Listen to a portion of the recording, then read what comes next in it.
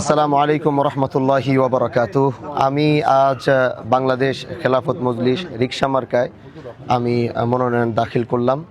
আর আমার ব্যক্তি পরিচয় হচ্ছে, আমি হচ্ছি হাজী শরিয়াতুল্লাহ রহমতুল্লাহ আলাইহের বংশের সপ্তম বংশধর হাফিজ মাওলানা হানজালা। রাজনীতি মানুষের কাছে যে আকার ধারণ করছে, আমরা যুব সমাজ এবং আগামীর ভবিষ্যৎকে একটা নতুন মেসেজ করতে চাই। ব্যক্তিগতভাবে আমি এখানে আসার উদ্দেশ্য হলো, মানুষ আমাদের কাছে বিভিন্ন অভিযোগ নিয়ে আসে, বিভিন্ন কাজ নিয়ে আসে, কিন্তু আমরা এমন এক দায়িত্ববোধের জায়গার থেকে দেশ ও জাতির জন্য কাজ করব, তারা আমাদের কাছে কেন আসবে? তাদের তো আমাদের কাছে আসার কথা না, আমাদের তো তাদের কাছে যাওয়ার কথা, তাদের পাশে দাঁড়ানোর কথা। আমি বলবো না যে আমি ব্রিজ করব, ঘাট করব, আমি এইটা করব, সেটা করব, এগুলো আমি বলবো না।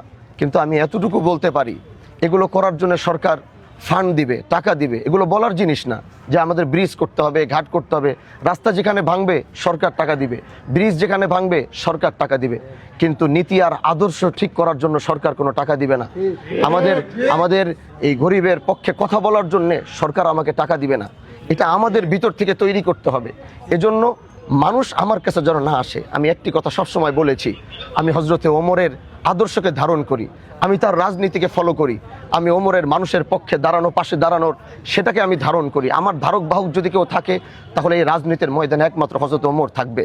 তিনি যেমন রাতের বেলা ঘুরে ঘুরে মানুষের পাশে দাঁড়িয়েছেন, আমি ওয়াদা করছি, আমি কথা বলছি, আমি আল্লাহর উপরে শপথ করছি, এদেশের কোনো ইউনিয়নের মানুষ আমার কাছে আসতে হবে না। আমি আল্লাহর উপরে শপথ করে আমি বলতে পারবো, তিনি আমার কাছে আসার আগে তার সমস্যার কথা শুনে আমি তার কাছে যাব। এটা হচ্ছে আমার চাওয়া।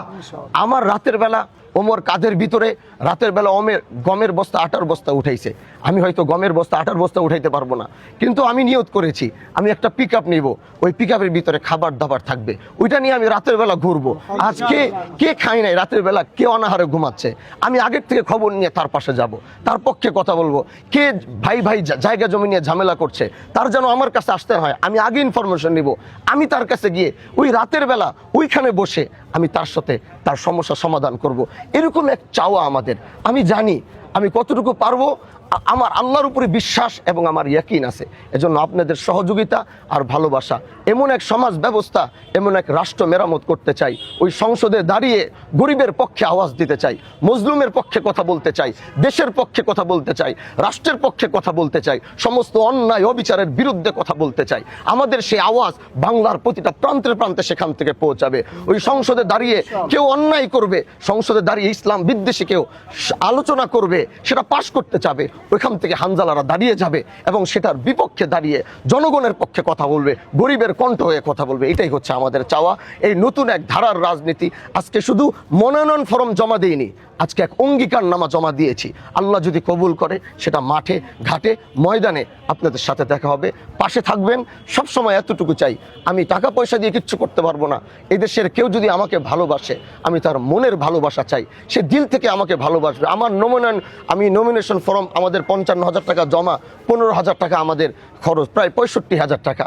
আমেরিকা থেকে একজন ইমাম সাহেব আমাকে ফোন করেছে, আমাকে বলে, ভাইজান আপনার এই 65,000 টাকা আমার ইমামতি করে আমি যত উপার্জন করেছি কষ্ট করে, আমি চাই আমার এই টাকাটা দিয়ে আপনি নমিনেশনটা কিনবেন, মনোনয়ন পত্রটা আপনি কিনবেন।